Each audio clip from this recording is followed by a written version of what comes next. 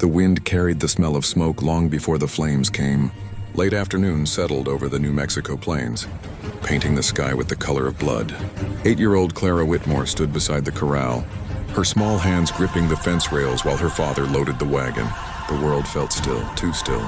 Then the earth trembled with the sound of hooves. Her father looked toward the ridge, eyes narrowing.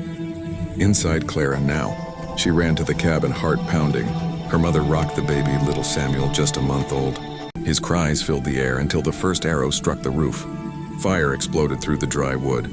Outside, men on horseback thundered toward them. Apaches, faces painted with red and white streaks. War cries splitting the silence. Her father shouted for them to run. Her mother thrust the baby into Clara's arms. "Take him! To the river, go!" The flames roared behind her as Clara burst into the open field, clutching the warm bundle. The sky turned orange with smoke. She ran until her lungs burned, whispering, "It's okay, little one. I'll keep you safe." But when she stumbled and looked back, the home she knew was swallowed by fire. At the river, she crouched behind a fallen log, gasping for air. The baby's cries softened, soothed by her trembling hands. She thought she was safe until the sound of a horse snorted behind her. She turned. A warrior sat astride his horse, tall and silent. His skin gleamed in the dying light. His eyes were sharp yet calm. Around his neck hung a necklace of bear claws, and a single feather rose from his hair. He dismounted slowly, his movements steady, deliberate. Clara froze, clutching the baby tight. "Please," she whispered, "and don't hurt him." The warrior looked at her, not with hate, but with sorrow. He touched his chest, then the blanket, murmuring a word she couldn't understand. "Touchy."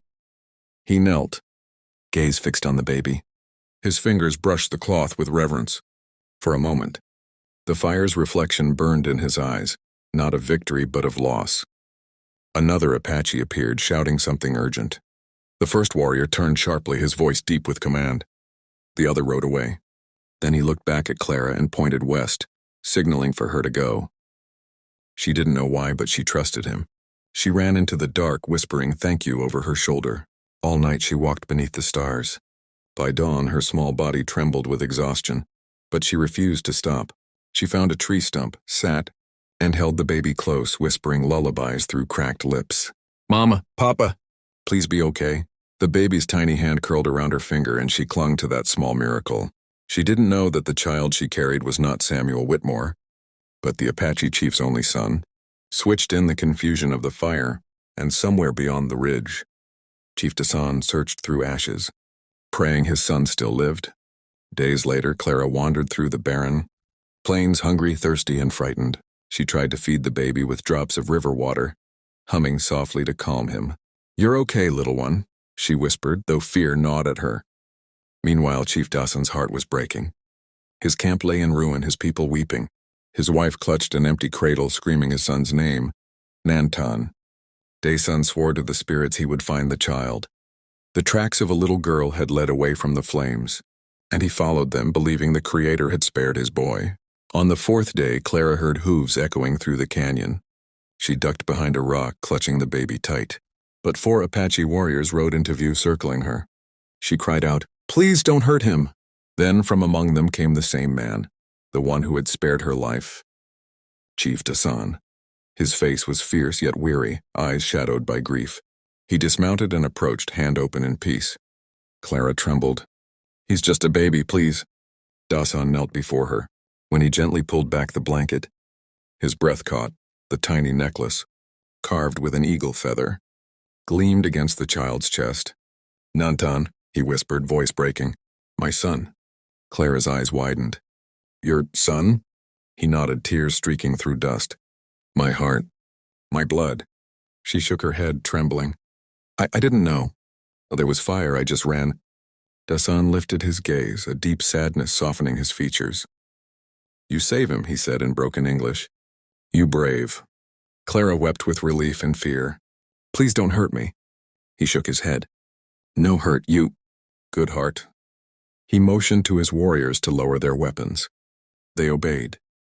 Then gently he placed his hand over his heart, whispering words she didn't understand, but their meaning was clear.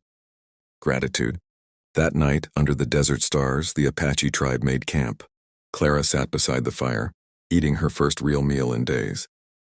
Women of the tribe watched her curiously, some whispering, some smiling softly. The baby slept peacefully in her lap. Dasan sat across from her, the flames dancing between them. "You have no tribe now?" he asked quietly. Clara lowered her eyes. "No home, no family." He nodded, gazing into the fire. "Then maybe you have one now." Her heart skipped. "You mean with you?" He nodded once. "You saved my son. You are family." For the first time since the fire, Clara felt warmth that wasn't from flames. She smiled faintly. "Thank you." Weeks passed. Clara learned the Apache ways, how to ride bareback, how to weave baskets, how to listen to the earth. The people began to accept her, calling her Chi Tachi, little fire child. Dasan watched her often, seeing in her courage something sacred. One evening, as twilight kissed the horizon, the tribe gathered around the fire. Dasan stood tall, holding his son in his arms. "This child," he said in Apache, "saved the life of my blood. She came from the flames not to destroy but to heal. From this day she is one of us." The people murmured their approval. Clara stood there, tears glistening in her eyes, as the baby reached for her braid and giggled. She laughed softly for the first time in what felt like forever. High above them, the stars burned bright, silent witnesses to a miracle born from ashes. Far away, where her family's cabin once stood, the wind swept through the ruins. The land was quiet now, but it carried whispers of peace. And so the story of the little girl who saved a baby from the flames became legend, a story told across generations, a story of how innocence bridged two worlds once divided by hate. If this story touched your heart, don't let it fade away. Subscribe to our channel and be part of a community that keeps these forgotten tales alive. Every click, every share, every comment helps us bring you more powerful stories of courage, compassion, and destiny. Subscribe now and join us again for the next story that will set your heart on fire.